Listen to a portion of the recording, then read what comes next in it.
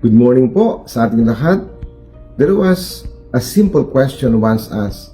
When was the last time you said, I love you, I care for you, or even, how are you, to the people closest to your heart?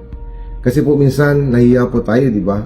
Minsan feeling natin awkward or corny ang mga salitang ito. But deep inside, these are exactly the words that we long to hear from our loved ones. Life is not always easy. There are moments of pain, problems, disappointments, and silent struggles.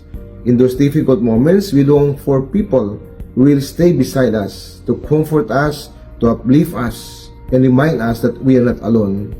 Sabi nga sa Bible, Ecclesiastes chapter 3 verse 1, there is an appointed time for everything under the heavens. If there is time to be born, there is time to die. Hindi po tayo laging magkakasama. One day, people we love may no longer be with us. That's why habang may panahon pa, let us love one another. Let us care for one another. Huwag nating hintayin na mawala sila bago natin maramdaman ang pagsisisi. Love should never be delayed. Kind words should never be postponed.